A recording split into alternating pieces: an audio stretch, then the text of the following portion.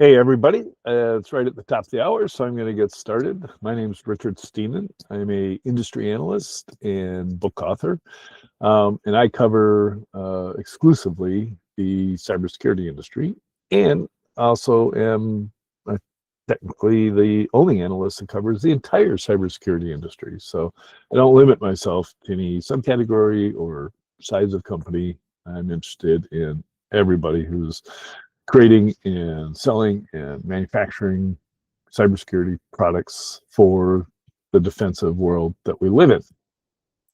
So with that said, I want to dive in a little bit and describe where the content for this presentation came from. Many of you may know that I've written 6 editions of the Security Yearbook, and the Security Yearbook is a directory and history of the entire cybersecurity industry. This year, the publisher decided they didn't want to publish it again next year because they had too many copies. They had printed too many copies of last year's. But I was all set, ready to enhance the new edition with stuff on the AI security space. So, and it appeared in November that the space was growing quickly and I should look into it. So I started writing that book and quickly discovered there are 343 AI security vendors. So definitely was a good time to start writing that book. And that is, I've got most of the manuscript done, still cleaning it up before sending it to designers. So a little behind the scenes to create the slides I'm going to show you as I pull them up here. I had to I basically passed off my manuscript for the book to ChatGPT, and I asked it to create summary slides. And then I took that and uploaded it to Gemini, which does a beautiful job of making slides look pretty. And Gemini also was creating some of the images that you'll see here. So you should be seeing my slides. Somebody unmute and say you're not, if you're not seeing them. We're going to talk about Guardians of the Machine Age. And this is basically, we're securing AI and we're using AI to secure the rest of our organizations. And this is a industry deep dive. I expect I'll be talking for about 30 minutes. First time I presented on the topic of my book. So might not be timed exactly, but then I'll take questions at the end. When I stop sharing my slides, I'll be able to see your questions in the chat. Thankfully, I can't see them while I'm presenting, or it would be very distracting. So this kind of answers the question, why does any security exist? Why does the industry exist? And it's always because there's outside threat actors taking actions against our networks, our endpoints, our people, and of course our data. So AI security exists for the same reason that any cybersecurity risks, the threat actors are one of the key drivers, and different from any other industry. The other is regulators. So regulators were very early. They pre-ChatGPT. I'll talk a lot about, before and after November 30th of 2022. Regulators were already working on things that would apply some governance to this crazy, scary thing that is AI. Don't forget, a lot of people in the AI world think that AI is going to cause the singularity and machines will take over the world and we'll all die. So some regulators took that to heart and started thinking about how AI could be disruptive and dangerous and how to fix that, to the point where by July of 2023, so less than a year since ChatGPT was launched in November of the previous year, we had the EU AI Act, and it has provisions in there for not embedding AI in tools that interact with children. So they're thinking about little stuffed animals that might talk to you, and you would of course be concerned about an AI influencing that child's behavior. So makes a lot of sense. But it also turned into general regulations, which especially people in the EU have to comply with. And I'm already seeing it in RFQs I get from vendors that use our platform, or from end users of our platform, large enterprises that are trying to comply with these acts. They ask all sorts of questions about how do you use AI, etc. And that's kind of why it's full disclosure, right? This slide presentation was generated from my manuscript, but the actual artwork, etc. I can't claim credit for it because Gemini does such a good job of prettying up, or beautifying, as the app calls it. So within this new attack surface that GenAI has created and we've all seen these already, really brilliant phishing attacks, deep fakes. Most of us see the examples of it, the proof of concepts that people are working on, but some people have fallen victim to deep fakes already. Deep fakes have multiple avenues of attack. One is specifically targeted, where a CEO of a company might be completely recreated in a Zoom call or a Google Meet like this, and asking, kind of an extension of a business email compromise. And now the CEO is saying, hey, I'm going back into my meeting with the board, and I need you to go wire transfer all this money to wherever in Nigeria. Please do that while I'm in the meeting. That is a real thing, and more and more likely to happen. So there's, of course, on the defensive side, there are a whole bunch of solutions for identifying deep fakes. And even when you're in a call like this, when you're interacting with other people, it can ride alongside on your shoulder and tell you if it suspects that the person you're talking to is faked in some way. We're already seeing, we've seen proof of concept, and now, according to Anthropic, Chinese were using Claude in order to discover vulnerabilities and then write exploits for those vulnerabilities. So it's kind of exactly where you would expect things to go, especially if you're a reader of William Gibson's Neuromancer from 1995. 30 years ago, he predicted all of this. So defenders must secure their models, the data, the agents, and apply governance principles to all of this. So that's giving rise to more and more solutions.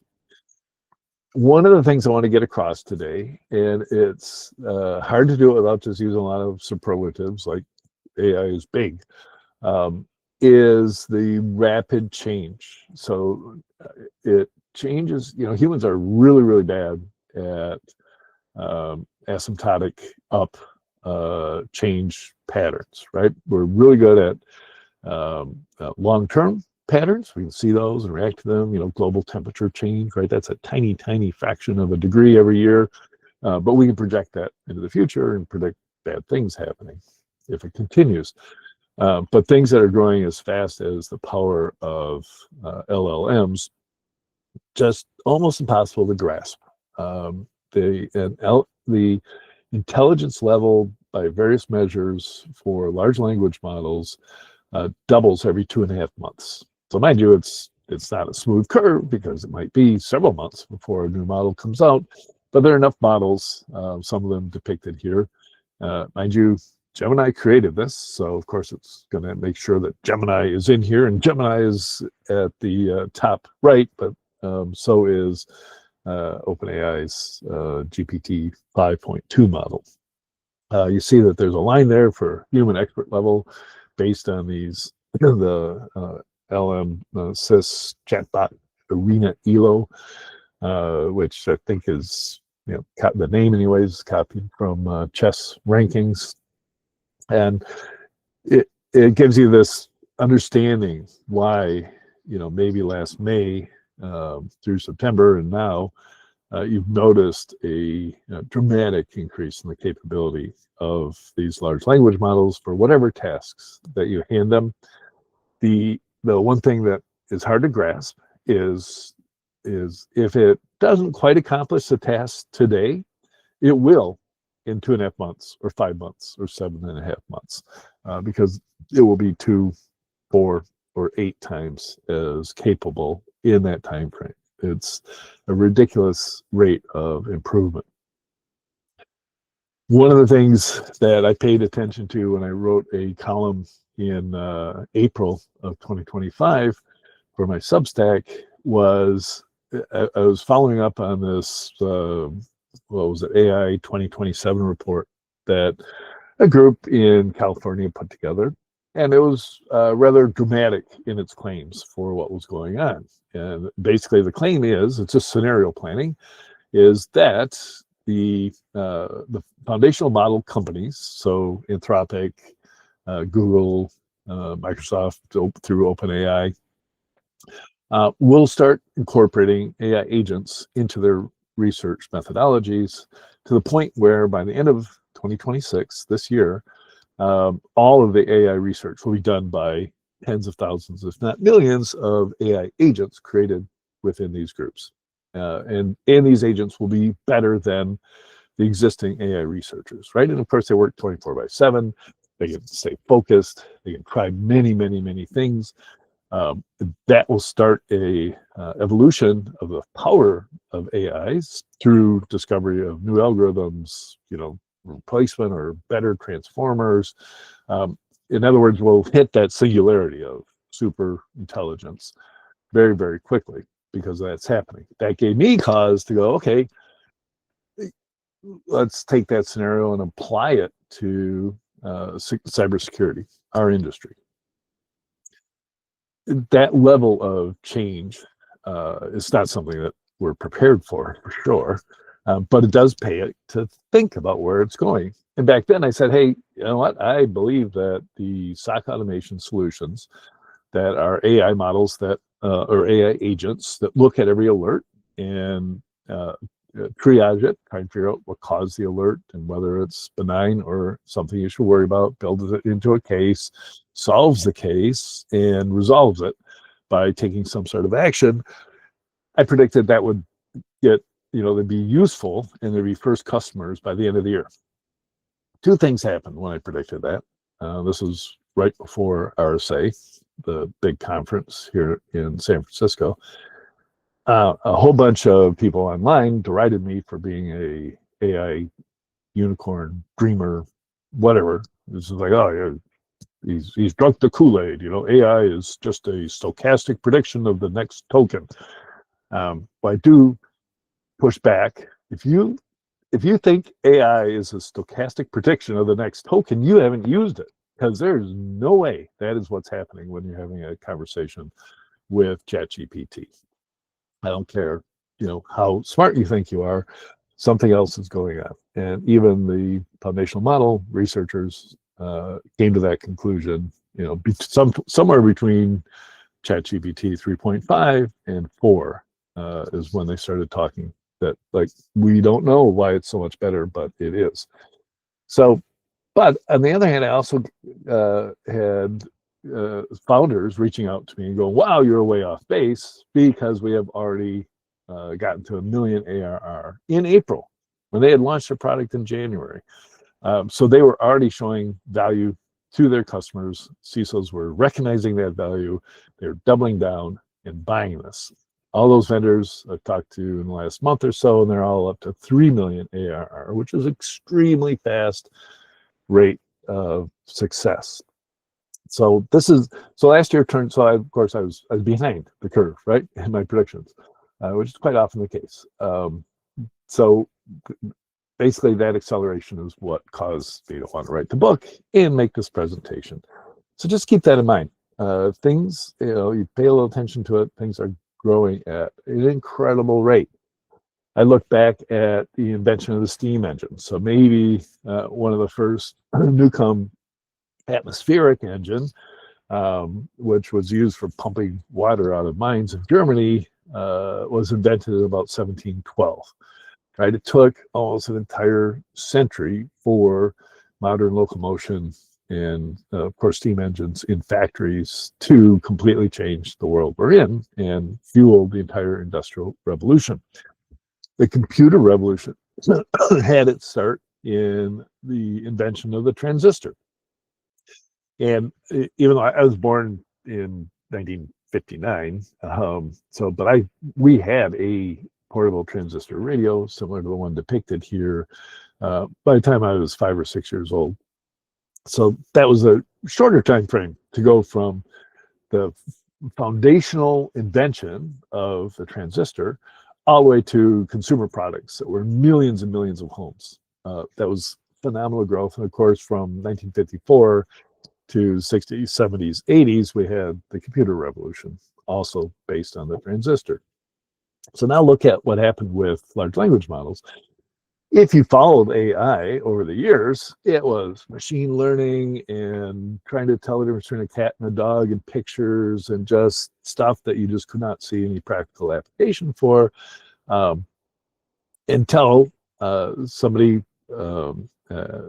at I think it was DeepMind, which got acquired by Google, and the Google engineers came up with transformers, which were a way to short circuit the learning that was going on inside these neural nets that were large language models.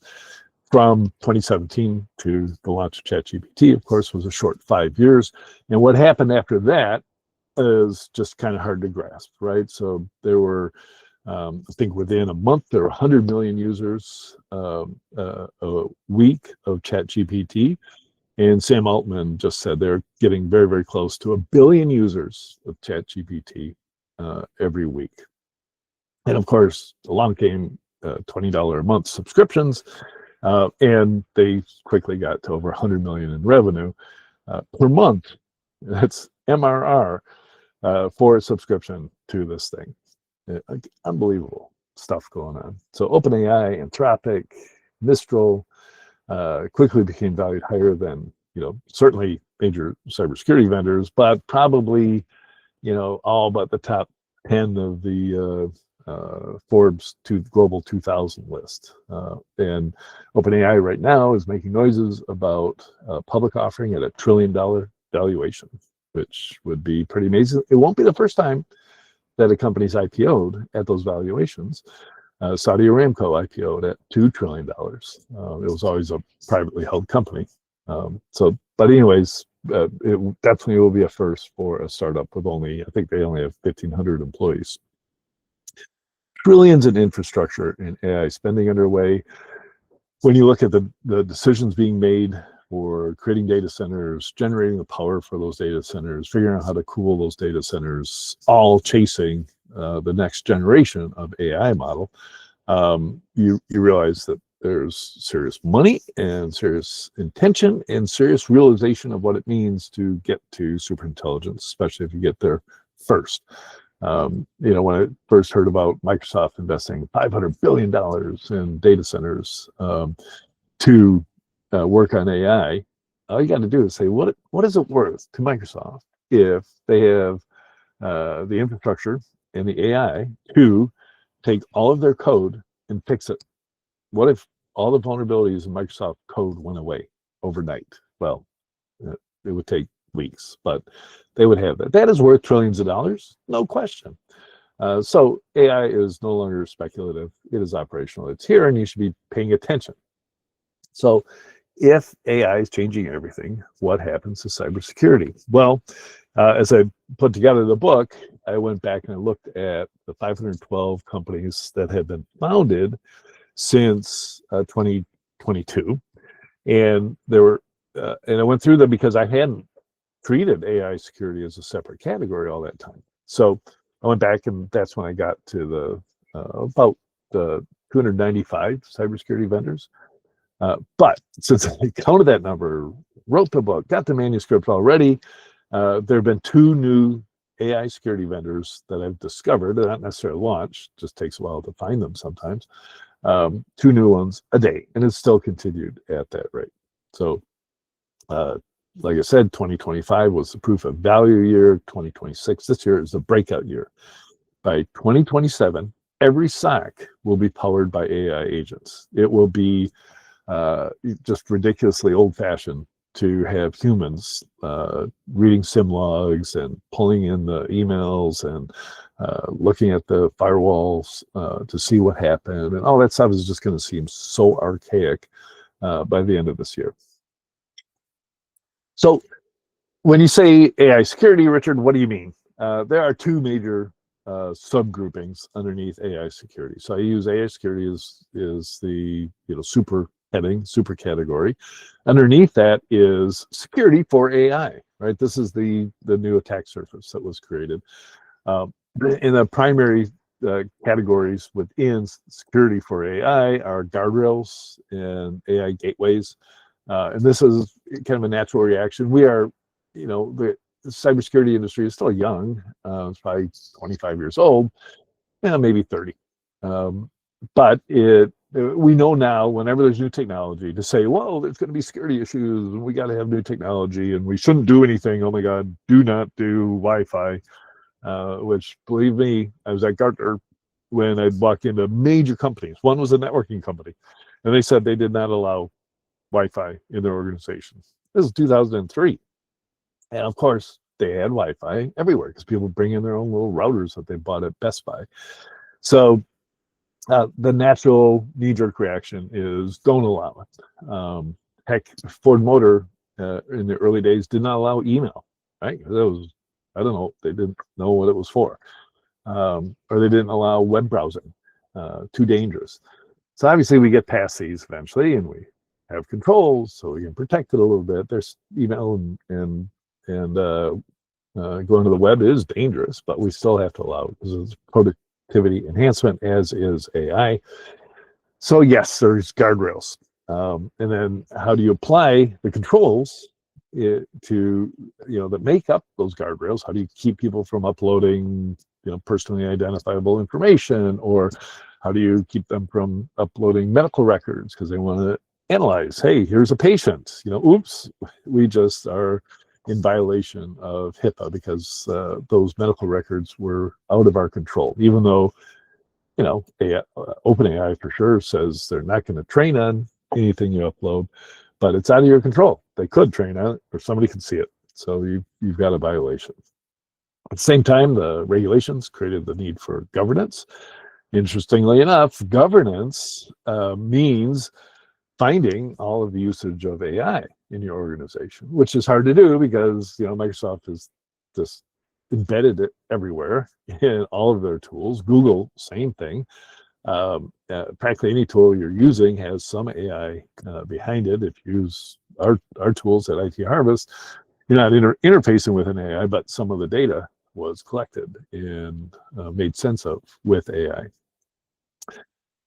Very, very interesting thing going on, because if you're going to apply guardrails, you've got to know where all the AI is so that you can apply a guardrail to, Claude and Perplexity, etc., whatever people are using. So you have to do the discovery as well. So there's actually already convergence in the space. It shouldn't be a surprise after a year of existing that it's converging, and that convergence is between governance and the guardrails people. Adjacent to that is model protection. This is where the company Protect AI sat, and now Noma, kind of spun off by Protect AI employees, I believe, after Palo Alto acquired Protect AI for about $650 million. And they worry about people poisoning the models, prompt injection attacks, things like that. And so, yes, you got to protect those. And then, of course, we're doing a lot of this with agents now. So we actually are giving the power to use tools to AIs, and those are agents. Now we have to control them too. We have to do identity for them, and then we have role-based access controls for them, etc. So, interesting and exciting space. Not nearly as interesting and exciting as AI for security. So think of anything that is onerous and drudgery for a security team to do, and that's where AI is having its initial success. So I see probably 15 different vulnerability management solutions. Some of them just in recent weeks, starting off with 50 million in seed funding, just to solve the vulnerability management problem. which is, find and repair all of your systems. It's an owner's task. It's a task that's never done. And don't forget, you can't ever finish it because there are vulnerabilities that you don't know about. I don't care what you say. The attackers know those vulnerabilities and are exploiting them. So you will always be in business if you're in the vulnerability management space. Similar to that is pen testing. Why not automate it? Quite often they call themselves red teamers, and they are going to not only scan, but they're going to evaluate. If they find a vulnerability or an exposed asset, they're going to find how it could be exploited and demonstrate that if you ask it to. DLP, you might think belongs in the guardrail space, which it certainly does. Guardrails are just DLP for AI, but some of those vendors who are coming up with DLP for AI are realizing that they could also apply the same techniques and capabilities to email and uploads to file shares, etc. So there's a new life breathed into DLP. And then finally, my favorite, SOC automation, which we're going to do 100% triage. We are actually going to utilize the investment we've made in all these sensors and logging and SIMs and security analytics, but now the users are going to be agents, and they're going to automatically do the triage, reduce the human caseload while increasing the actual caseload so that they solve all of the attacks going on all the time. So quick market snapshot. I'm past the half-hour mark here. Like I said, there are 334 AI security vendors in my database. Tomorrow there'll be 336 at the rate we're going. Super rapid funding and acquisition activity. I told you about the category convergence that's underway. I just talked to an email security provider that uses AI, and of course they're looking at all the same tooling can be applied to other areas, so they may expand into multiple subsegments of the security industry. And just look at the types of acquisitions at Palo Alto, Zscaler, CrowdStrike. The giants in our industry are all snapping up AI native startups at incredible valuations.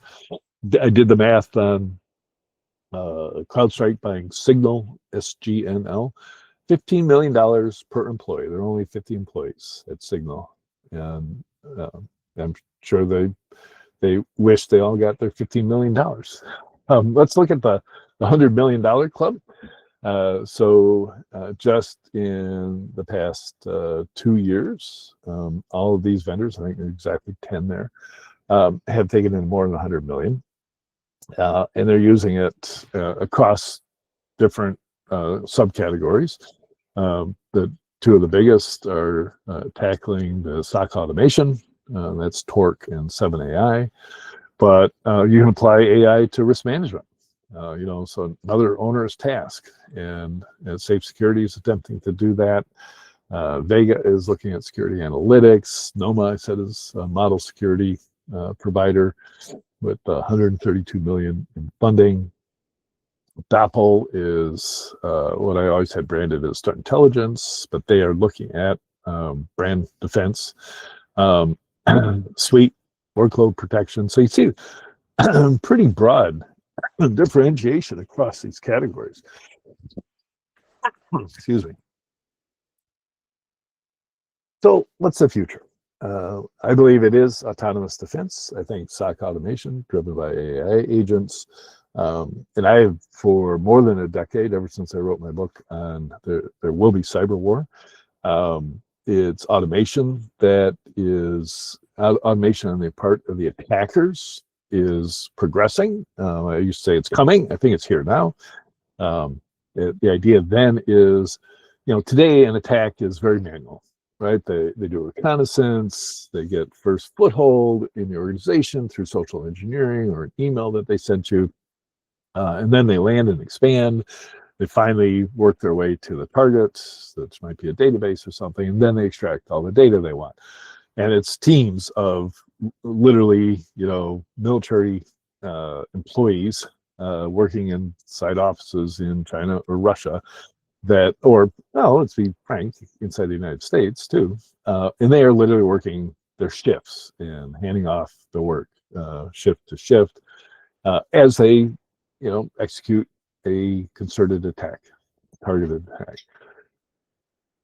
One of the reasons that defense and intelligence agencies are so interested in AI is they want this to be faster. They want it to be automated. And we talk about mean time to detect, mean time to resolve, and we measure that in days and weeks right now. And people that can detect and resolve within days are the most mature organizations in the world. You're only going to have minutes to do this in the future, and you're not going to be able to do that by hand. You need machine defense. So that is the future. These machines are going to be battling it out, and we'll be basically reading the reports after they've happened. So real quick, this is what the headcount growth curve at Torque, the most funded venture in the space. Now, Torque was founded before November of 2022. And you can see from the chart, hey, it wasn't until December of 2022 they had that nice jump to 128 people. But then all of 2023 was pretty static. But starting after the end of 2023, they've grown dramatically. They attracted the venture dollars because they were already in the right place thinking about security automation. Now they just had to apply what the tools that AI brings to the table to be on the fast growth curve that they're on now. Another one like that, but younger, founded in 2023, was 7AI, and they're killing it already. Taking in, they're the third largest as far as investment goes. Still a small company with 70. When they basically launched at Black Hat, they already had one of the biggest booths on the show floor. And normally you'd say, wow, they're just spending investor money. But when you look at how fast the space is growing, you don't blame them at all for just hitting the road running. Of course, the founder of 7AI is also the founder of Cyber Reason. So he's been, it's not his first rodeo. And 70 is a very, very small company for him. So I expect great things out of them. So yeah, more slides, and of course the book will be coming out before the RSA conference this year, so keep your eyes open for that. But we've got vendor landscapes for guardrails, governance, model protection, agent security, etc. But one takeaway from the presentation and my own realization is this is moving so fast that by this time next year, all cybersecurity will be AI security. There's like no niche in security that won't be touched by AI. And of course, that goes for the rest of our lives too. So thank you very much for your time, and I will take questions. I'm still sharing. Stop sharing. There we go. Good. All right, my friend Paul asked, vendors seem to target cybersecurity functions that are currently most costly to perform. Absolutely. I think many founders are tired of going to market with just better security, which actually doesn't sell.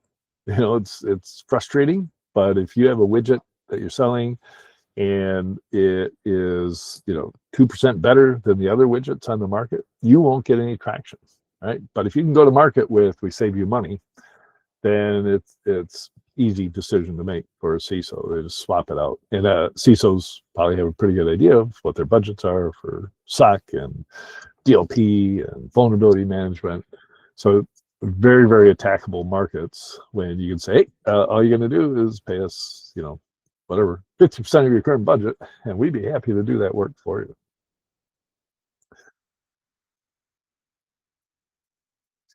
Any developing efforts to create any vendor-driven AI agent standards? Yeah, there are. I'm sorry, I can't rattle off the names of them, but I have seen some effort to have standards written up for agentic behaviors and controls, etc.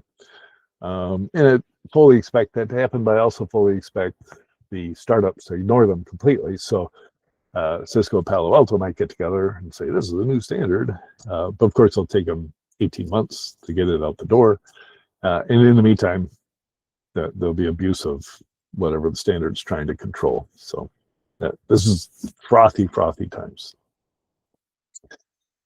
What are the top cybersecurity risks organizations should prioritize as they adopt AI technologies? The top risk is not adopting AI technologies. Dramatic existential risk of not adopting AI technologies.